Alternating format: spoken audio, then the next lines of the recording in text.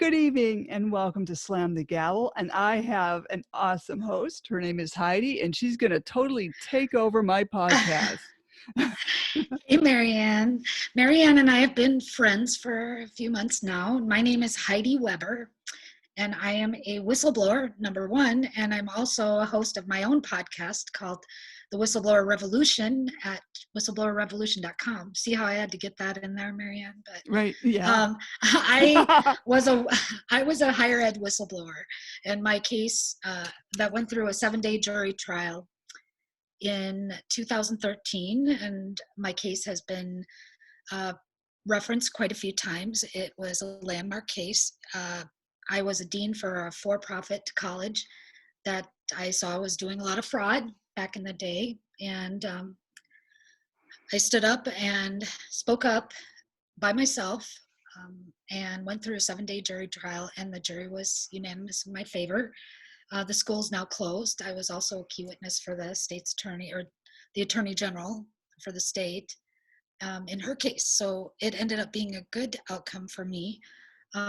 They had terminated me right after I had filed, reported on all of these things that I'd seen. So it was the single most horrible thing I've ever been through in my life. Being a whistleblower is devastatingly hard. It's very difficult to go through 4 years of court case, but it was totally worth it. And my story was on CBS in 2018. And what else do I have to say? That's probably about it. Right now, I do a lot of consulting. I help other whistleblowers. I do a lot of advocacy. I'm on the board for Whistleblowers of America, and so I'm very active. For a while, I wanted to run away from it, kind of hide from it, but I Right. kind of own it now. So you and I we've come in contact with each other for a different reason. And so I'm glad to know you. You are an inspiration to me as well. So Oh, thank you. yeah, we've both been through a lot. We're kind of tough mamas, I Oh, think. yes. Yes. And not by choice. Not by Right. choice. Right. And you and I are kindred spirits in that we're both healthcare workers. So, and even teaching it in college, I've spent my whole career helping other people. And so this is very foreign to me to be in a situation where, you can't control it and things happen to you and you're kind of targeted or whatever. So it's definitely not fun, but you know what? All the crappy things that happen in life, and 2020 has totally sucked, Marianne. That's all I got Oh, to say about yes. that. But it's for all the bad things that happen, and I've had a lot of bad stuff happen to me accidentally, of Hmm. not my own doing.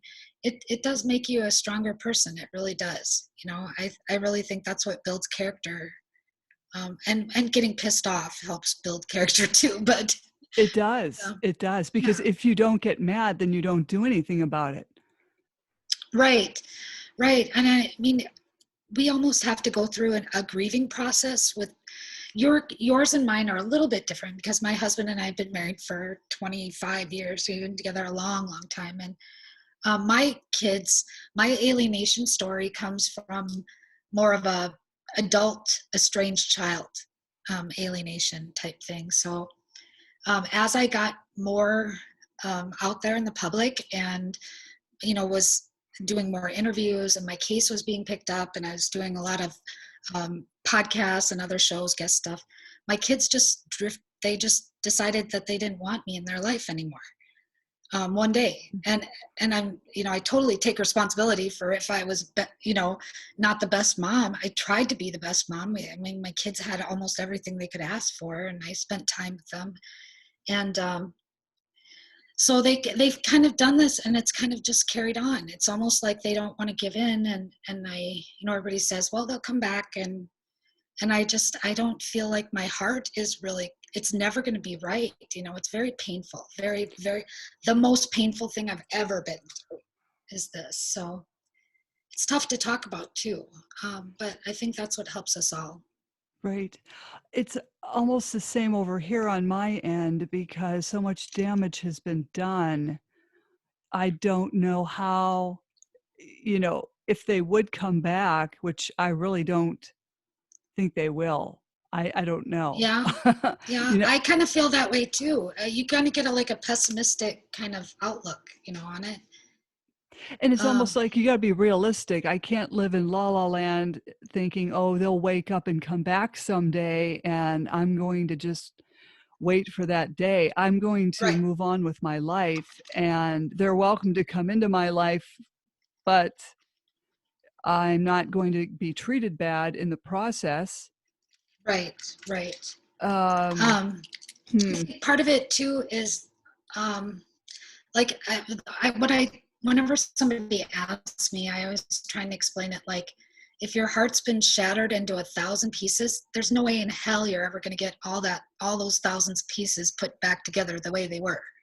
So it's like part of me, it's like you're broken, you're broken, mhm, and you're not going to be put back together. Things will never be the same. I still love my daughters. I have 3 girls, and I need a t-shirt that says, yeah, you can't scare me, I got 3 daughters, because I love mhm, that shirt. But it won't ever be the same. It was sweet before, and I remember tucking them in, and and they're all great kids. They were all star students. They were captains of their athletic team, and we would go and support all their events, and we were really present in their lives. And then I think I know that we're responsible for babying them quite a bit, and I think that's part of it.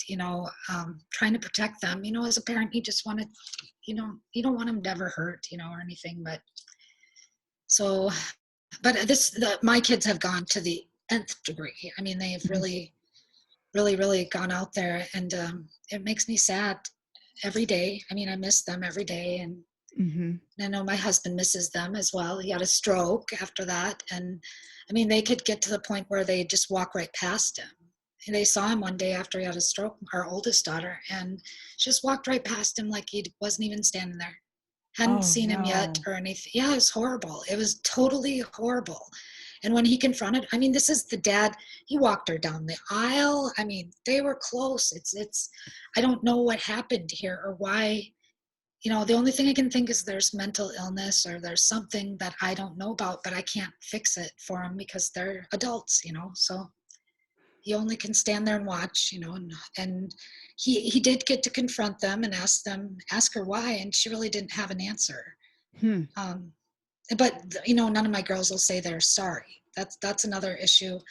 They can't admit that they're sorry for anything. So, I and I wonder, think, is yeah, that a go ahead. is that a min if I can speak English, is that a millennial issue with these younger generations, I wonder? Yeah, yeah. Funny you should say that, because I've heard other people say that as well, that this millennial generation just really, they have a different mindset. And I love millennials. On my podcast, I have quite a few of them that listen, for a dynamic. And I love the Facebook pages, with all of them too. And because I used to teach college, so I feel like I'm akin to them in a lot of ways. But yeah, I don't I don't know. It's like being used, and like they have no empathy. And these Mhm, are not my girls, Marianne. I mean, these girls would never ever treat us like that. So I don't know. I really, it's like a day and night difference, and I don't know. I mean, they're accusing us of terrible things like drugs, and I'm like, oh my gosh. I've even gone and stayed at their house for days on end. If I was mhm, doing something terrible, don't you think I would probably be, I don't know, freaking out? And I work in mhm. healthcare. I mean, just ridiculous stuff like that. It's very difficult. And they've even talked to my mom, who has a little bit of dementia, into writing me out of my parents' will. I mean, it has really gone to an extreme, and it's very hurtful, very hurtful. Some days I don't even know how to deal with it, but I'm doing better. It's been a while now, so I'm doing a little bit better. And you're right, you have to go on with your life. You just have to go on. You can't sit there and wait for him to come back. And that's part of the grieving process, I think. Mhm. Don't you think? You go through a Right, grieving process. right. Like, how are you doing better? Like, what are you doing to distract yourself? 'Cause I'm trying to Uh, stay busy with all sorts of things, but, oh my, yeah, you know, right. Yeah, I know well, you and I are probably, we're right in that same area where it's like finally empty nester type thing, where you're dealing with that too on top of it. But um, I don't know how you deal with it. My whole life I have set goals for myself and trying to be a better person, and things like that, and doing a lot of self reflection and or I tried to anyway. My dad was very much that way and had a lot of integrity, and I think that's what drove me to be a whistleblower and Mhm. endure that process. But I think I just sit here and I write letters every single day to them that I never send. And I know that sounds kind of weird, but it's almost like a journaling type thing, and it helps me work through it. You know what I mean? Because my husband had a stroke, and so he's not, I'm trying to help him do a rehab. Dude, if you need something to do, you come on over here because I got a Right. whole lot of stuff. But right? But Right. it's good. It's very, very good to get it out somehow. And I don't want to burden anybody else with all my blah, whiny stuff. So I write letters, and somebody said, man, someday it would be kind of cool if you put them in a book. And I said, I don't know if I'd ever do that. They're personal, to me, but it helps me. And I probably never give them to my daughters, but maybe someday they'll find them. I don't know. It helps me a lot. And there's support groups online too. They're great. Like Dr. Josh Coleman's support group. Mhm. I was really shocked he's on Facebook, his support group.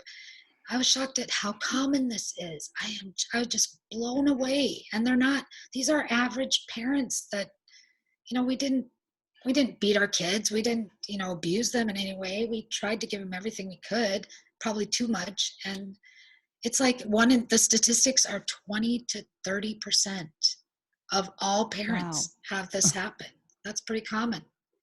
How One sad. in five. It is very sad. And some of these people, I sit there and look at their posts, and it's like 18 years they've been estranged from their child, and their Oh. grandchildren, they've not been able to have any contact with them. And I think, oh my gosh, I hope that's not the case, but you have to go on, and you have to take accountability. I mean, I for sure have blame in this. So does my husband. But one thing about family is your family's family, they Well, don't have that feeling. I was always raised with the saying, "Blood is thicker than water." Right. Comes to family. So that's how I was brought up. And now of course, I went through a divorce, and the woman that he married, she couldn't have kids of her own. So she basically took over mine. And, the fact was, when I saw it for myself, when they both walked into the grocery store, she and her stepmother, and they Oh just no. walked past me, just looking in a direction that they were going, and and I Oh thought, no. "Did I just see what I just saw?" And so I put my stuff in the car, and I went back in just to, look at other stuff, and I saw them pass me again, and they were still going in the same direction, looking in their direction, and I was not in their view. Huh.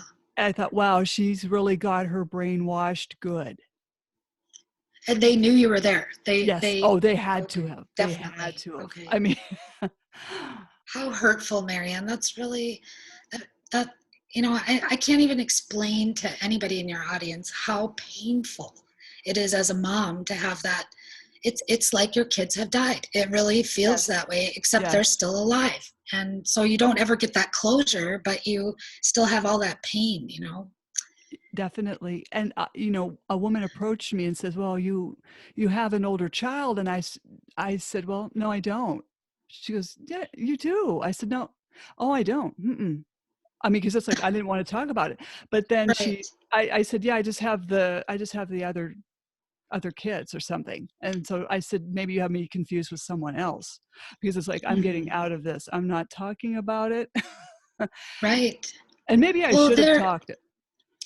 there's a stigma behind it, don't you feel like? I mean, I feel like I'm now finally able to talk about this because I've worked through that. I was a good mom, and I didn't do anything egregious to my kids. They were always, they had everything they ever could need, and Mhm. a lot more on top of that. And we love them, and we still love them and support them, and I would do anything for them. But there's a embarrassment. I mean, especially if somebody calls CPS or something like that, and all Mhm. those false claims, that people are going to look at you like, oh my God, what did you do to them or whatever? And it's like, you know what? No, I didn't do anything wrong. It's them that have, this issue or illness or whatever. So Mhm. it's hard to talk about. It's hard to accept that. Yeah, it's very strange that they can, be under this influence, other than with the CPS involvement as well. And I Right. I firmly believe CPS encourages parental alienation, and they really Oh, should be absolutely abolished. they do. Yeah, They absolutely encourage it. They did in fact, I have proof on my account. My youngest daughter was 17 and a half, and someone made some report to CPS, and we live in a huge house that we just built, and I'm like, fine, come on out. I didn't know anything about CPS then, so mhm. let him come out to my house. And this CPS worker just, I mean, I was blown away. I didn't think that that kind of thing happened in 2020. I just didn't. They basically told me they were taking our child. They didn't tell us why. And granted, she's 17 and a half and beautiful, star of a dance team. And we have not seen her since. It's been 8 months, 7, 8 months. They misrepresented themselves to police. They've done a lot of stuff. I said, you know what? I'm a whistleblower, and I am not going to let anybody else go through this ever. It's a money making scheme for the CPS, and it's just corrupt. It's corrupt. The whole system is so bad, and they even tried. They said the only way we could have visitation with her was if we were separated. Like if my husband and I were not, we couldn't both have visitation with her at the same time. And we're married, Marianne. I mean, happily Yes. married. I love him to death. And I said, oh no, there's only one reason that, and so I don't know if it's being a whistleblower or not, or just being pissed off. So anyway, she's in college now, so she's doing okay, but I am not going to let this go. I've filed a case and taken on the county. Yes, But, now. I noticed that, like, when you said that they wanted almost you guys to get divorced, I've heard this from other parents Yeah, yeah, that CPS will come in. If you wanna see your kids, you'll have to divorce your husband. You'll have to, uh, right. what are they? Get rid of them. They Yeah. serve no earthly purpose. In fact, there was a caseworker, it was during one of my CPS hearings in front of a CPS judge who, thank God, ruled in my favor. But at the place, because we were each in separate rooms, but my son told me that she hugged him, and he did not want her touching him at all because he did not like Oh my her. God. So Oh my she God. felt that comfortable Oh, with my kids to hug them, and oh boy.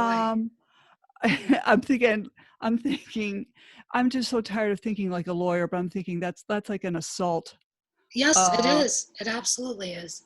she had no I, right to lay hands on my child, right. and it was probably But, about you know, 16 at the time. but then how do you prove that? I mean, it looks harmless to anybody else on the outside because they Mhm. don't know the background behind these people. I mean, um, I just, I've dealt with CPS in healthcare, in the clinic or the hospital system for 25 years, my whole career. And they've been wonderful. Of course, I'm not from the state that I'm in. I was from South Dakota, and they were great. I mean, we worked hand in hand. When I worked urgent care or after hours care, there's several times that I'd had to talk to them. And in fact, there were times when I thought they should be taking the kid away when they didn't. Mhm. And then you get here, and it's like you notice weird things like there's a lot of money in our county, and this has also the highest rate of CPS cases, but yet the lowest crime rate. Well, now that doesn't wash. You know what I mean? The two doesn't. You're telling me that everybody's abusing their kids and they need to have them taken away, yet there's no crime rate here. And then they nicely send you a bill. Then my husband and I right away got a bill for the 9 people on the case that haven't ever talked to either one of us ever. So Wow. they've 9 people on the CPS case, and we never talked to a single person, not one, for 4 months until she turned 18. So they're out for money. I mean, it's billable Yes. hours. That's what it Yeah. is. Yeah, because my case too was one-sided. Yeah. And, yeah, that was just, not fair, Uh-huh. and it never should have happened to begin with. The total disruption Right. of the family Right. unit should never have happened to begin with. Well, what they claim in their mission is not, it's like the opposite. It's almost like they try and go against their mission of keeping families together and all that garbage, Mhm. Right. because they are there for the billable hours, and they are there to get as many. Like my daughter they had 3 attorneys for her, and my husband and I are left floundering. I mean, they don't even tell us when hearings are. They wouldn't even tell us we never missed a single thing. I felt like, you live in a smaller county. They've already decided this case long before we ever had a hearing, because they're probably sitting there next to the judge or whatever. Mhm. You don't know what happens at small counties, but I believe me, I am like a proponent of the judicial system. Being a whistleblower I have faith in the judicial system, but this was so wrong and so corrupt, and they just handled this they put her in danger, and Mhm. it's so wrong, and it's so very obvious that they wrote a permanency plan, Marianne. The permanency Oh, plan, for yeah. anybody that doesn't know what that is like what the plan is for your child, how they're gonna, what we needed to do, what they needed to do, all those sorts of things going forward to be able to reunify. Well, first of all, they never even mentioned reunify, not at all. In fact, they've encouraged my daughter to not speak to us at all in writing, um, out of the blue. And the night before she left, she was saying, "Mom, will you come tuck me in? And I can't sleep. Come and talk to me. So I love you," that kind of stuff. So Mhm. I'm thinking that she's lost her mind. I don't know what's going on. So anyway, this permanency plan is written by 2 social workers, and neither one of them have ever interviewed us or ever talked to us. And they're writing things in this plan like, I need to be more protective of my child, and I need to do this and this. And they've never ever talked to me, neither one of them. And they put their name on this report, and it came out a week before she turned 18. Oh, that So I tell it was you. like, yeah, right. Somebody needed to cross their I's or cross their T's and dot their I's, on the paperwork or whatever. Mhm. And it's like they couldn't have set up a better scenario for me to try and fight back. And then, I filed a case, and it's difficult finding an attorney, especially since we're so close to the Twin Cities, but yet we're not in Minnesota, so, but I filed a case, and then I get a document. You'll love this one. What was it, just a week or 2 ago, that said, unable to proceed with case. It's like a dismissal. It looks all formal and Hmm. it looks all like it's all official type thing. Like they're not letting us sue them. Basically, the county is not. And I'm going, oh no, this is not right. There's no way. I mean, that's unconstitutional. You should have the right, to whatever. And then at the bottom it says after 6 months. So Huh. the whole document is there to be a bluff, basically. How many people fall for that and say, oh, well, they're throwing out my case. I guess that's all there is.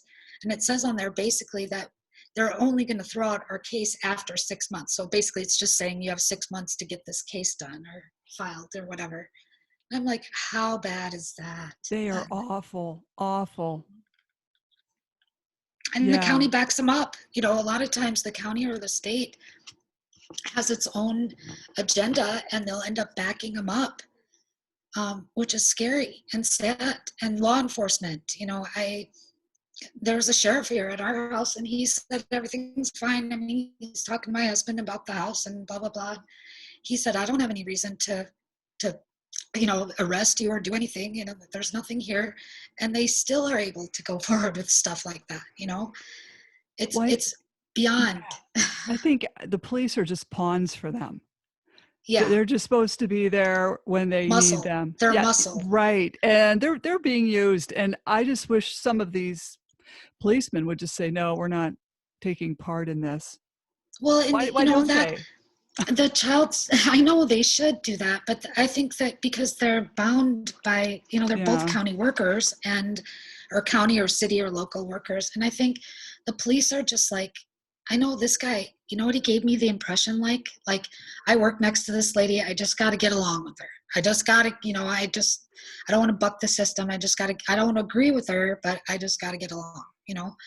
And in fact, he had a body cam on during the interview process, and we just found out that there's audio of the very first. So I'm like excited about this because I was clearly arguing with her, and clearly I can prove that there was some lies going on. So, I mean, they I think most of our law enforcement, they know where the law stops, they know where it starts, they know they should be the ones making these decisions, not CPS. We shouldn't have an outside source. There should be law enforcement. If you're an abusive parent, Hmm. then sure as heck the law enforcement are going to be able to see that, and they're going to be able to make a better call. Right. Right. That's what I say. Just abolish, get rid of CPS, and just use the law enforcement. Other people have It's said this too.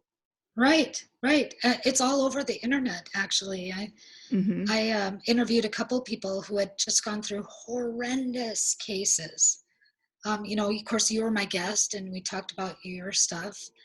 And another gentleman who went through years, and I mean 3 or 4 years of chasing his ex-wife around and his child, because she'd just up and leave every time he'd get close, and she'd accuse him of these horrible things, just terrible. And he ended up having a happy ending, so that's good. But and I was shocked when I did the statistics how many tens of thousands of cases are unsubstantiated. I mean, it's Hmm. very a small percentage of people, and how devastatingly that affects a family when you're Hmm. accused of something, and they pretty much consider you guilty until proven innocent. It's not the other way Definitely. around. Definitely. um, and I get that we have to be careful, with kids.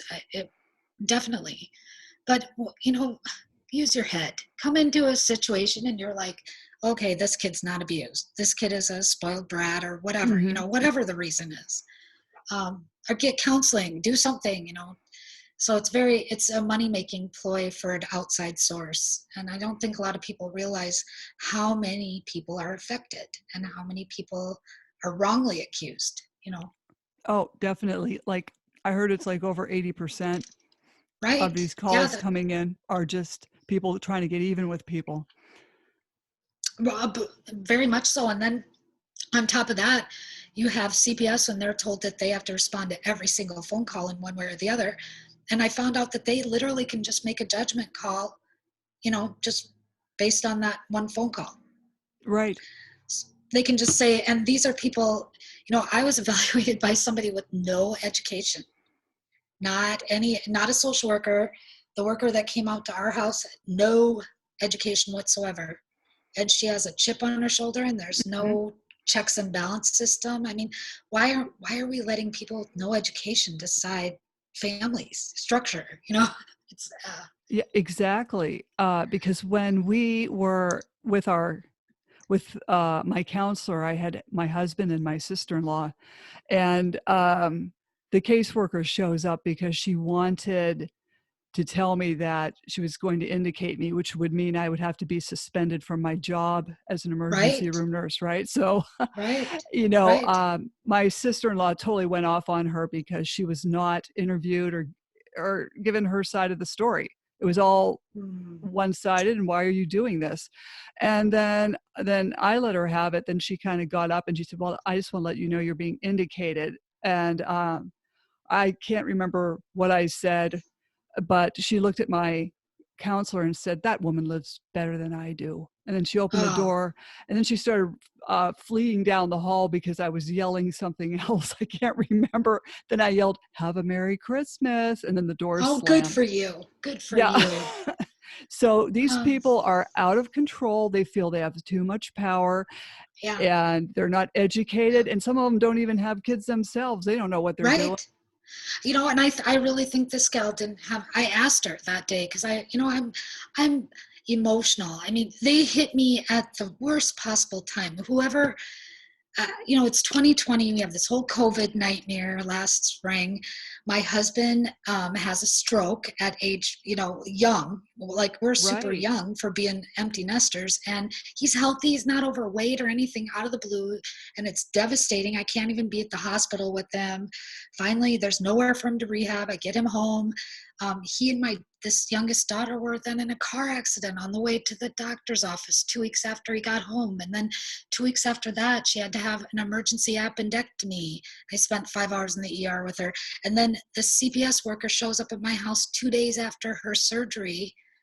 And so I had all these things, bing, bing, boom. I mean, and I've already been through a lot. I think I have post whistleblower syndrome or something. We talk about that a lot. But Mm-hmm. when you go through all this traumatizing, horrible stuff, and you're just still trying to stay upbeat, and it's hard to handle. So I mean, I think if they were to say this lady's crazy, I would probably agree with them. I've been through a lot. I really deserve to be crazy at this point. Well, But they make you that way. well, yeah, and your mom, we're all mama bears. You know what I mean? I'm Mm-hmm. a mama bear. I'm like, oh, you dare, but do not touch my girls. I will beat you. I Mm-hmm. just am very protective of them, and um, very protective. In fact, they always used to get embarrassed of me because I'd be like, "Oh no, no, no, don't!" I'm always defending them, but you get to a point where you just can't do it. It's just emotional overload. And I remember telling this lady, "Don't you have kids? Don't you understand what this is like?" And I said that during the interview. This is horrible to go through anything like this. And she just said, "You don't have a right to ask me if I have children or not, because I'm not the one, being questioned or whatever." And that's why I'm anxious to get this audio back. But I just sat there and looked at her like, oh my God, you are a heartless person. Right. You are the absolute wrong person to be in this role right now. Yes, Um, they've got very dark souls. They're very dark ah, personalities. Because I and dealt not with, all of them, but not all of them. We can't yeah. stereotype, Well, but the ones yeah, that are decent though only last about a year in that right, profession and then they right, split. But the ones that right. are the hardcore nasties are Yeah. generally in there for greater than 10 years or Oh, greater than 8 years because they just keep going. and how sad is that? That's just terrible. I heard that too. You're right when you say that. I've heard that the ones that really have a caring outlook, that they almost get run out. I mean, they Mhm. like literally get run off to somewhere else because they just can't. They can't keep up with all the nasty, game playing and manipulating and Mhm. power issues. It's a power issue for these people, and and these are kids. These are people's lives. I, I, one thing I did say is I said, I will have this lady's job. I'm going to make sure everybody knows exactly what she's done to at least me, if Oh, not other yes. people. So, Right. um, Definitely. yeah, you go They are through grieving. deplorable. Oh, well, I cried. I think I cried for like a week straight, and I'm sending out emails saying, please, I need to talk to my daughter. This is traumatic. I wouldn't let me talk to her, wouldn't let me have any visitation, which is against law. I'm citing all kinds of law in the state, and nobody listens to me. The judge didn't listen to me, no one. Um, and so then you kind of give up, and then you get mad. And now I'm still kind of at the mad stage. I still am sad, but I'm at the, okay, somebody's going to go down for this stage. So, and Right. you don't want to mess with the whistleblower, because I'm taking them down because this is wrong, so wrong. Mhm. And Mhm. we got enough wrong in this country right now. We don't need any more extra, for sure. Exactly. Well, Yeah, that's why I wrote my book because it's like there was no one listening to our side of the story. Even in right. the courtroom, even though I was exonerated of emotional abuse charges by the CPS judge, the family court judge was going on his merry way, still calling me emotionally abusive because he and the opposing attorney were BFFs. Yeah. So what Yeah. chance do you have? And you're sitting here, uh, Scary, isn't it? It's yeah, it's like, scary. I have no control. The attorney had no control. It was a freak show circus act. Well, not to mention how much money did you spend? That's the other thing. You have to Oh, spend all this money just to try and defend your right to raise your children. I mean, just to get them back, to save them, and the other statistic that was blew me away: 5 in 7 kids that are taken outside of the home are harmed outside of the home, right. where they would have never been harmed if they would have been left at home. 5 out of 7. That is just, Mhm. I felt like, okay, well, maybe this is what God or whatever greater power you want. Maybe this is where I'm supposed to be, because I was just blown away. I didn't know any of these statistics. I didn't know anything about that. And 5 in 7, I Right. mean, are either sexually or physically abused, emotionally, outside And the home. and how many die in foster care? Right. Seriously. Yeah. I don't even, Oh, we should take the incentive out of foster care. right. The money. Yeah, it's like get rid of the Title IV D, B, and E. Just get rid of all of it because it's all greed. Well, and the foster parents, ironically, my daughter was placed. She did not want to. I think she went into this thinking she was just going to be able to go stay with her sisters and party and do whatever she wanted to do all summer, after she graduated. But she went and stayed with, they my daughter lives in another state. She lives in Minnesota, and we live in Wisconsin. So they put her with a foster family, and my daughter, I hear, was not happy with that at all. But they're 2 police officers. Now, go figure that one. Mm-hmm. Both the mom and dad were police officers, and they have 4 kids of their own that are young little kids. And I said, well, what better deal is that to get a 17-and-a-half-year-old and just get paid, and to have a babysitter and get paid to have, because she's not any trouble. She drives to work, and, she's a great kid, or she was. And then to tell her that, that we don't love her, I can only imagine what they've fed her. They've destroyed my life, these people, all these Right. people, Oh, they have. for They've money, for money. mhm. And then we got a bill for $2,000 for the foster parents. And I'm like, oh, you got to be kidding me. There is no way in hell. So And that, they're getting I paid. mysteriously, that got dropped after I filed the Oh, case. Yeah. excellent. Oh, that's good because Yeah. they're already collecting their, financial Right. incentive. Right. Right. That's From the federal ridiculous. government. Well, people don't understand that the more programs that they are participate in, or that they have kids participating in, the more money they get from the feds. It's just a way to scam taxpayer money off the federal government. So it's a big scam, is what it's a big It scam is. for everybody. And then to manipulate. The other statistic that blew me away was how often kids, once they're in a CPS situation, even when they're adults, they are looked at. Mhm. You know, Oh, exactly.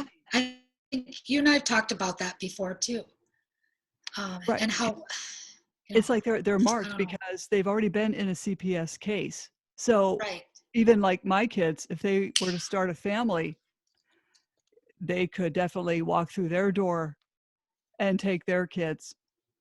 right, right. Excuse me, how tragic is that? It's almost as if they assume that whatever child is going to be, I don't know, that they're, I don't know. I don't, I really, there's no logic to it. There really is absolutely no logic. It's all greed.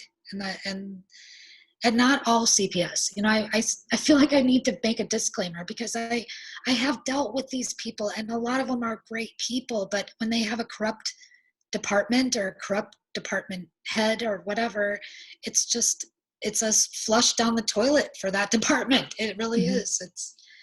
Um, and it's all based off of money. And I get that we all need to make a paycheck. We all need to do our jobs and whatever, but man, when you're dealing with people and families, it's the low of the low.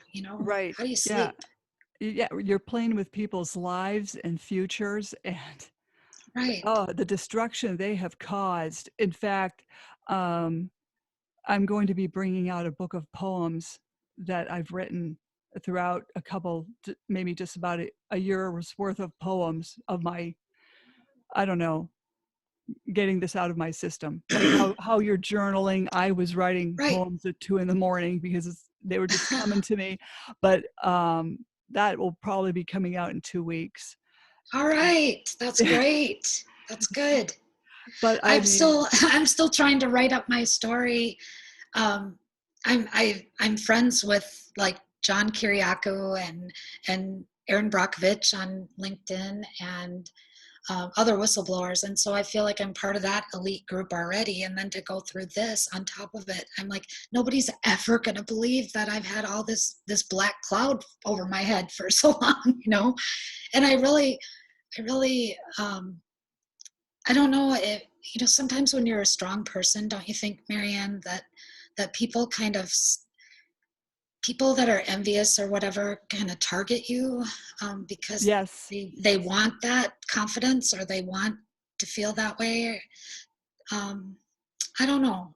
I don't know why that is, but Well, I'm very strong in who I am. So right, anybody, right. The thing is, I think they're zeroing in on everybody and anybody they can get their hands on.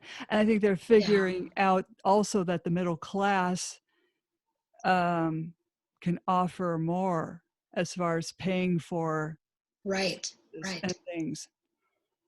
Well, I think that's it too. You know, before I said, why isn't anybody stopping this? Why hasn't anybody done anything? And I think, well, sure, because they're targeting people that have no education or very little. They're Mm-hmm. targeting people that have no money. They're very many times these people are barely getting by, you know. And so but they've kind of moved in, you're right, to the middle class where, you know, now they're getting a little pushback because now you have people that have a little bit of money so they can be dangerous, but they can Mm-hmm. also be a big payoff too, you know. So Mm-hmm. and a lot of people do not want to fight it, even if they're completely innocent. They don't want to fight it because they don't want that reputation or that Mm-hmm. stigma. um, and it's horrible. It just should not be happening in America. It definitely should not be happening today.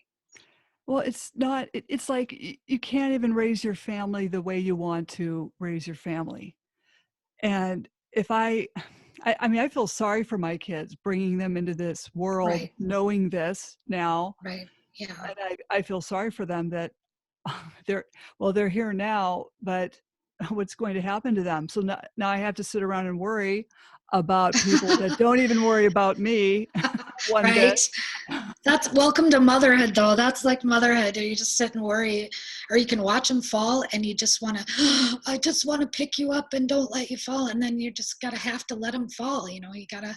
They're smart. They'll figure it out. But one thing about that, you're right. You know, you worry about them all the time, and you wonder what they're doing, Right. and I have to get that out of my mind because they're adults. They can make their own decisions at this point. If that's True.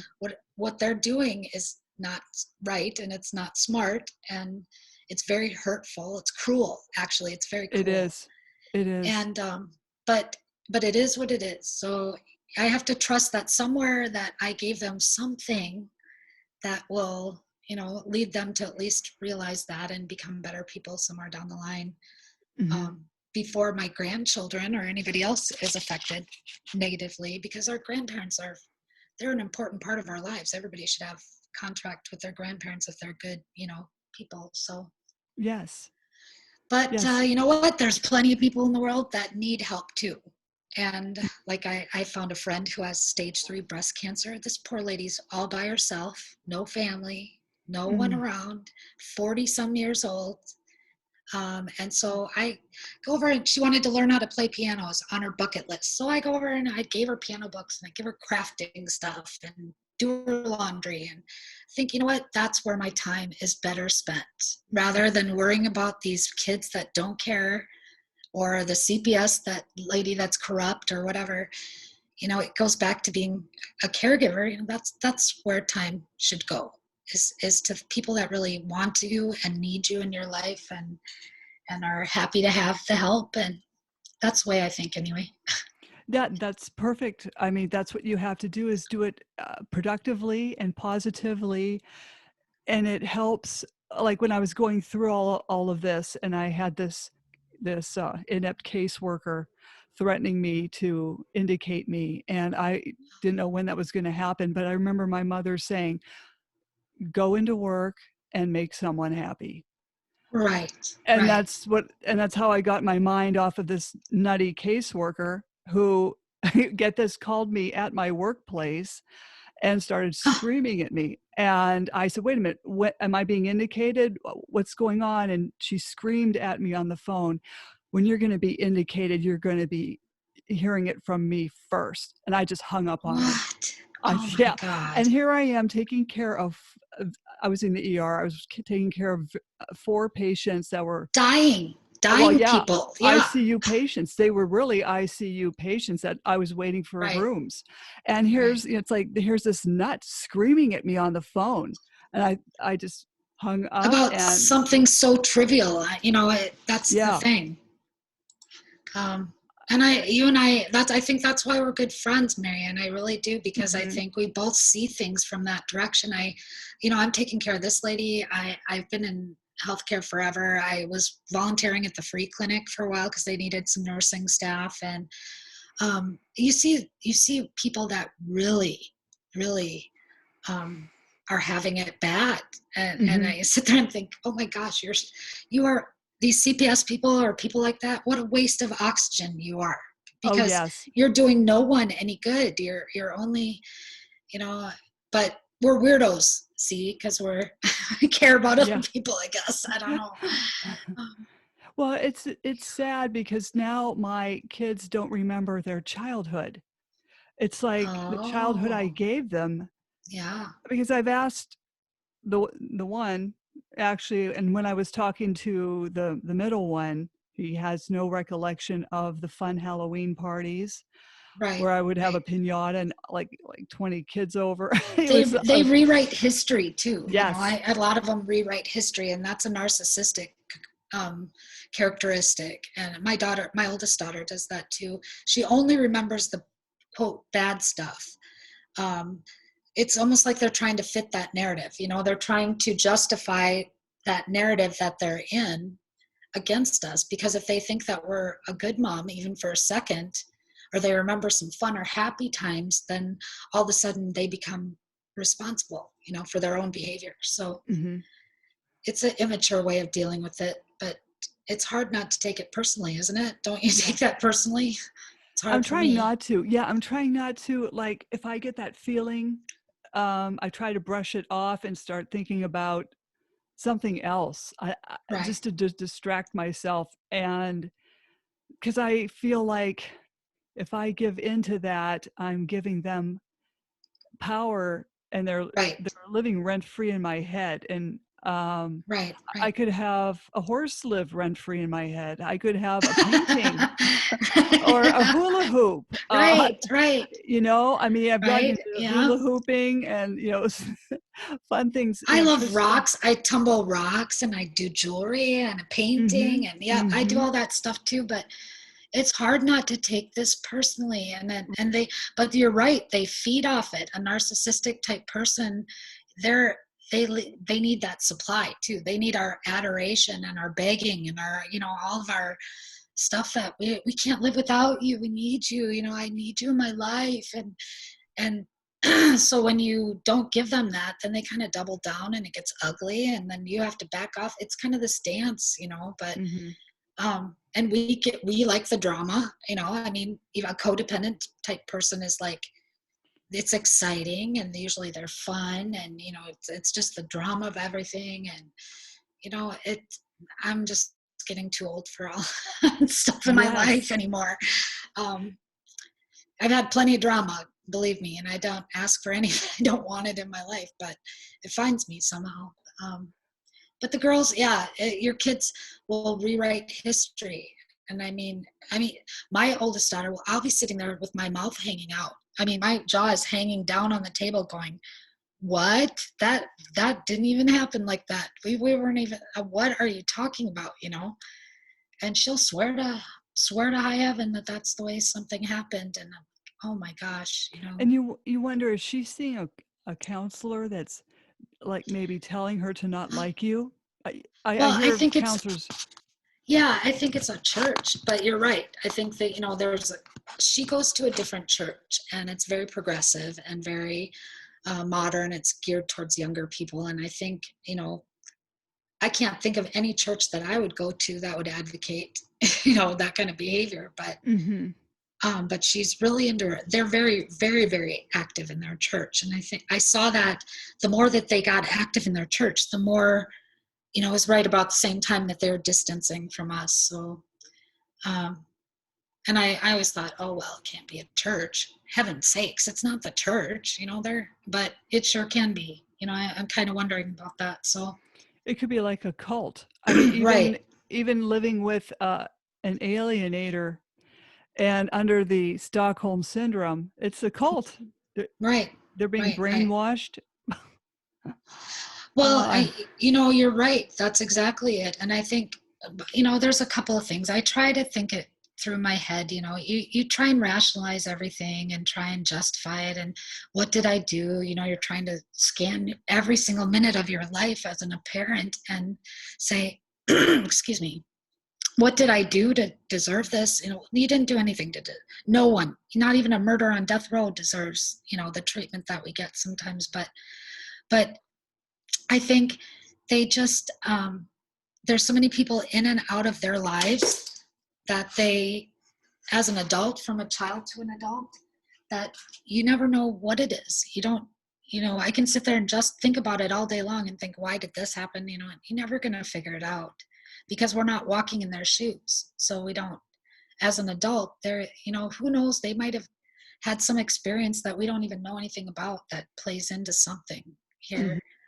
Um, and that's what drives me insane because I'm a fixer. I just want to fix it, and I don't Yes. want to go to bed angry. I don't want to go to bed with turmoil or anything, and I can't fix it. And that's my thing is I got to learn to accept, and I work on that every day, that it is what it is. And I did what I needed to do to get them to age 18 and beyond, to college. But after that, we can only do so much. And like I say, if they never want me in their lives, um, then I guess that's the way it is. But part of me too is I have to remind myself, are these the kind of people that I would be friends with? I mean, think about your kids, Marianne. The way they're acting right now, would you ever be friends with that person if they weren't your child? No, no, not at Right, all. right. So you have to remind yourself of that these are not the kind of people that I would want to be associated with anyway. Even though just because they're my kids doesn't mean that I have to, accept being abused or anything, So Mhm. it's Mhm. hard to wrap your head around that, though. And I was looking at YouTube at a site where this man was talking about narcissism. And Right.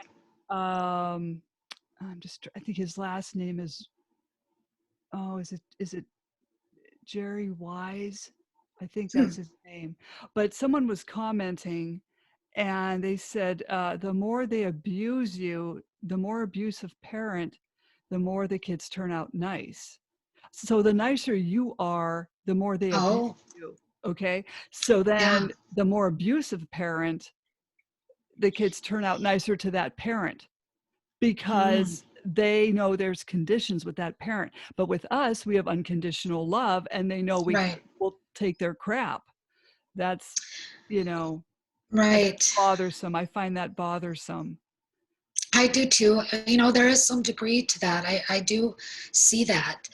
However, I also see, especially going on the group, when you're on a group chat or, you're in a group and you're kind of reading different posts and stuff, I can really see, um, I, I'm starting to see how we as parents, especially like empathetic parents or parents that are codependent, really unconditional love, I see how we have a part in this. We really do. We're accountable for not giving them boundaries, like you said, Mhm. but also I'm the one in my husband and I'm the one that gave him boundaries. So I'm the bad guy always. He was always the good guy, and I'm the bad guy that always gave him boundaries. But I think they just they're they're just so used to getting everything they want Mhm. and always being left off the hook. And I think part of it is the leave no child behind syndrome type thing, Mhm. where everybody gets a prize and no, everybody's special, and no, not everybody's special, and life sucks and it's not fair. So when anything happens, of course, we're the target because we're closest to them. And I think hopefully by the time they get it, it won't be too late. That's the thing I worry about the most, is that, God, I don't want my kids to ever live the rest of their life, if I were to pass away or my husband were to pass away, and feel that pain of never being able to resolve anything, or you know what I mean?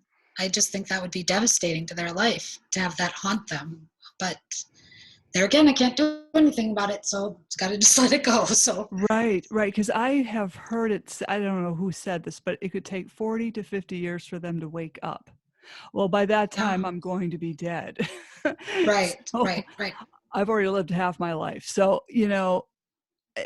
they're just gonna have to deal with themselves. And I And I worry about the fallout from our for our right, grandkids. right. Um, Mhm, But they do say there is one thing, and you probably know this from just your life experience. Like, I was very close to my grandparents, mhm. um, and my mother and I were not very close. And my mother she never wanted children, and I'm her only child. So that should give you an idea of what she's like. She's a great person, wonderful lady, just not a very good mom. She just wasn't a good mom. She didn't want any kids. But I was very close to my grandparents, and I think, maybe it skips a generation, because I hear of other people too that they're close to their grandkids and they were close to their grandparents, but not the next generation on either side. So um and I think maybe it's because when we're with our grandparents, we don't have this dance that we have to do of discipline and guilt and judgment, and all this other stuff that goes on with our close relationships. Mhm. um I tried to teach my kids not to be judgmental of anything, and you know Mhm. they're great people. I can't imagine that they would be, but they're hard on me. But Same here, same here. Exactly what you just said. yeah. Yeah, and I don't know why that is. Some people have said, when I've read in books, that they're that way because they idolize us too much. Now, Mm. think about that for a second. Like, they actually idolize us or put us on a pedestal too much, that if we even make a misstep, we're down, we're done. We're terrible, Right. and then others say the opposite, where they just don't have any respect. They don't, they think that you didn't do enough for them, or whatever. So there's something. I don't I don't know what it is, and I can't think. I'll never figure it out because I'm not in her head. And I just think I miss my girls. I miss doing Mhm. things with them. I used to be so close to them, and they're all beautiful. They're devastatingly beautiful, all three of them, and smart and funny. Gosh, nobody ever made me laugh as hard as my girls. They're hilarious. Mhm. And I'm glad that they all have each other, because they all, hang out together a lot, and feed off each other, actually, gossip wise. But so there's that. And my husband is, he's recovering, and he's my man, my best friend forever. We have something very Mhm. special too. So you could just got to go with what the good things in your life. You can't figure it out. We'll never figure it out, probably. Right. You and I And need to go shopping. That's what we need to do. yes, That's and how go we to need to deal with this. Starbucks. Yeah, we need to go to Starbucks. I haven't had Starbucks in so long. Oh I yeah, that would be. know. I haven't went out to eat in so long. How did I get fat? How does that happen? It's like COVID. I'm like, what? COVID, you're an evil, evil thing. Oh, I haven't girl. even gone out to eat, and I'm fat. Oh, 10 girl, pounds I put on. grab a hula hoop. I'm telling you, you can Ugh, hula hoop and you can throw off 430 calories in 1 hour. really? Yeah, it's I would fun. probably throw out my back at the same time. I can't even imagine. Like, oh, okay, we're not moving the next day or so. No, I'm just teasing. I'm in pretty good shape, but yeah, that's about it. It's like COVID sucks. It just Yeah, this totally year has been sucks. horrible. It's just been horrible. I can't wait to get this year over. You haven't gotten it, have you? You haven't. No, no, Yeah. Do have you know you? anybody that's had it or any? No, Oh, I don't know anyone that's had it. right. It's weird, isn't it? Doesn't that kind of Yes, make you wonder? I know. Like, And then, I hear of a friend who had a friend that had it type of thing. right. I So, know two people, and they questioned whether my husband had it because he was exposed to somebody and then had a stroke, and then they lost his test in a hospital. Somebody put it in a oh, freezer somewhere and never ran it. So we don't know if he actually had it or not. We haven't run the antibodies, but yeah, that's same thing here. Like I know one person that's had it. That's it. Out of all the people that I know everywhere, and so that's kind of odd to me. And you go online and there's so much propaganda and so much fake news, and it's crazy. You have to kind of mhm. weed through what's the truth, just by your own eyeballs half the Right, time. right. But the hospitals here are not overwhelmed, and they're not, it's just business as usual, except everybody's stuck at Hmm. home. Like, Hmm. I think there's going to be more suicides and more problems with that than there are COVID. So Right, right. um, I worry about that. Yeah, CPS will really have something to go after then, you Yeah, know. yeah. Mhm. Especially around the holidays. Very Well, sad.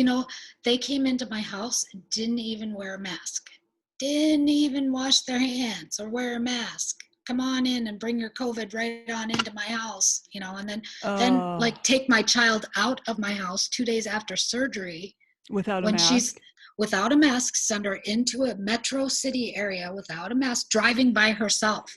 They weren't even in the car. They like literally, while I was in the house, put her in her car and sent her away at 2 days after surgery without even clearance from a doctor or anything.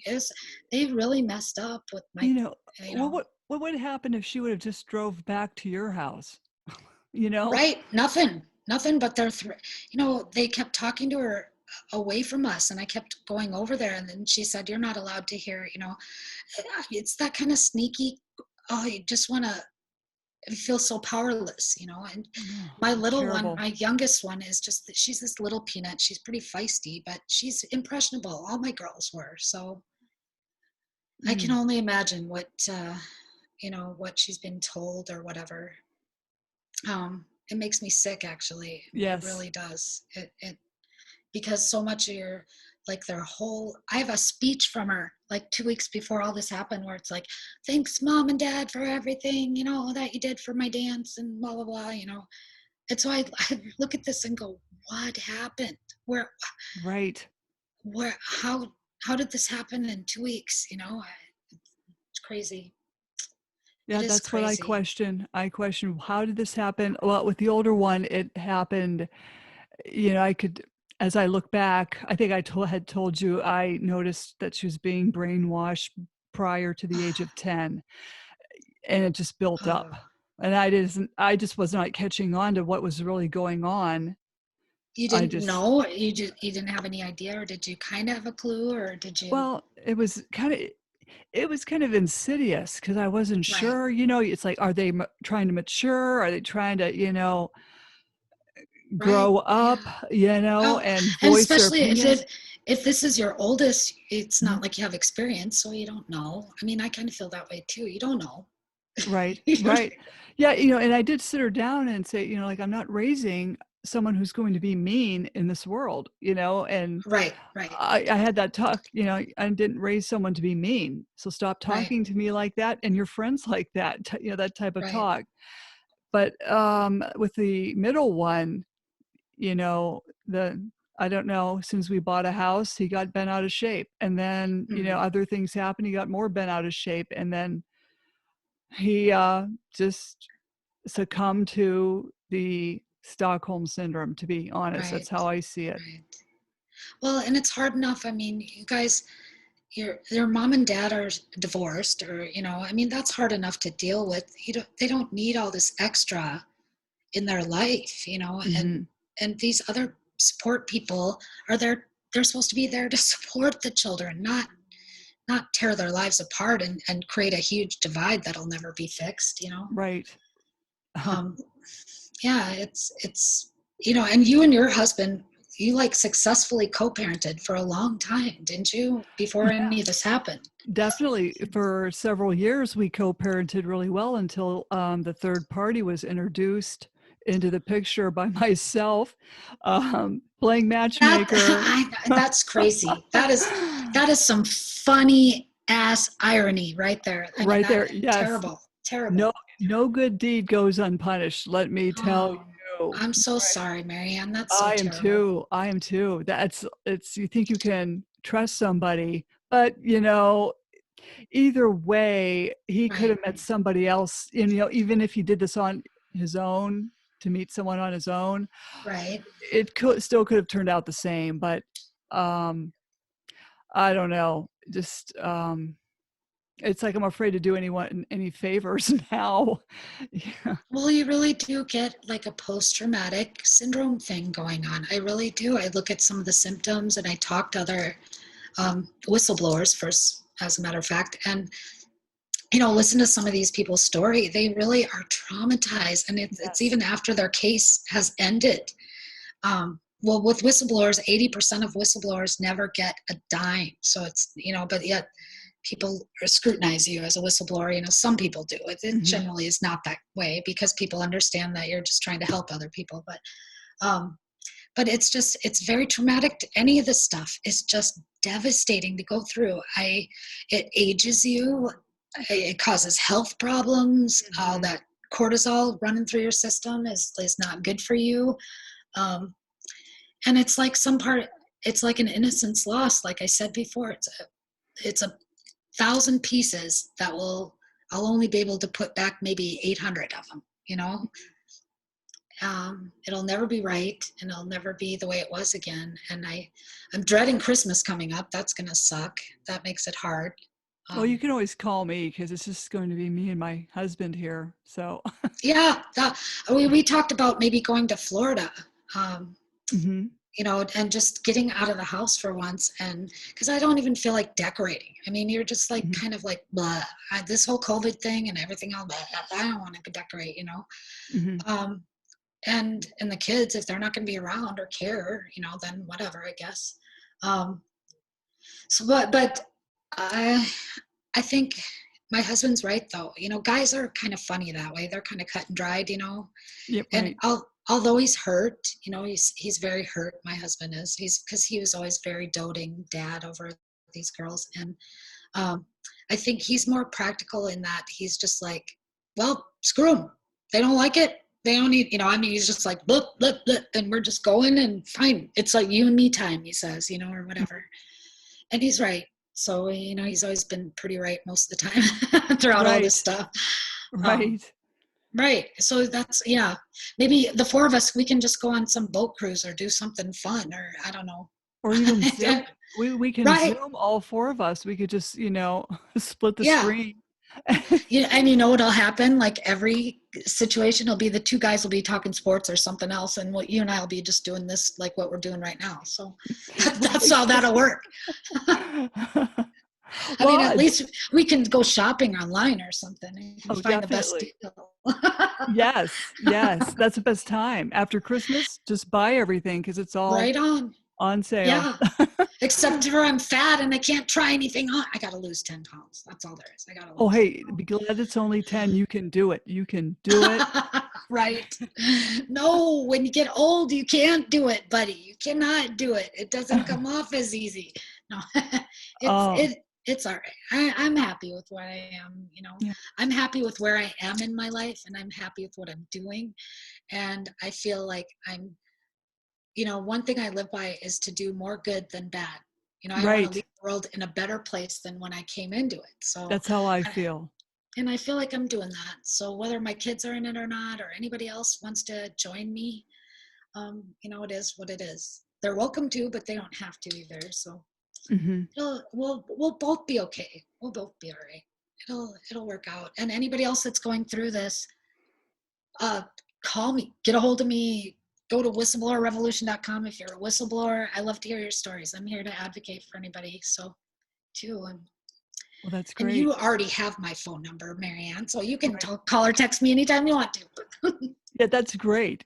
That's great. Well, I'll put on the podcast the whistleblower revolution Yeah, .com. Sorry. you can hear yourself because you can hear your own interview that you and I did there. But I got a lot of really great guests. I have the very first, a chief of staff, like a military whistleblower that had to moved to New Zealand. And I have a 9/11 whistleblower, and all these people. I'm very blessed to be able to talk to all of them because they're kind of my heroes. Even though I'm a whistleblower, they're my heroes. So it's kind of cool. So yeah, anybody can come over, and you can come and hear the lovely Marianne because she is a very lovely soul. You can hear her talk about her story on my podcast. Well, definitely. I'm so glad I had you on, and I'll have to have you on again. Maybe we'll do an update in a couple of months. Yes, absolutely. Anytime. Anything for you, my friend. I'm at your service. Well, We got to great. stick together. We will stick together. And Slam the Gavel is a podcast to help the public understand parental alienation in the court systems. I'm your host, Marianne Petrie. I'm the author of Dismantling Family Court Corruption, Why Taking the Kids Was Not Enough, and soon to be coming out, Cry for Justice, Poems of Truth will be coming out soon. So join us again for another exciting podcast. And have Hey, a are good you going to evening. get me a copy of these poems? I got to read them. I'm interested. Yeah. Yeah. As soon as I get a couple copies. Yeah, Because definitely. then I can get my Starbucks, see where I'm going with that. And I can look to this down. Definitely. Yes. Oh, yes. I love my dragon drink. Oh, Because you mentioned right. the T-shirt that you have with about I'm a mother of 3 daughters. I have Yeah. I have the T-shirt Mother of Dragons from Game of Thrones. Oh, yeah. So I Yeah. have that Oh, one. sweet. Yeah, that's Yes. funny. That is funny. Well, I will Funny. have you on soon, Okay. All and right. we will Well, talk soon. thanks a lot, Marianne. We'll talk to you Thank you, later. Heidi. Bye, Okay. everybody. Bye-bye.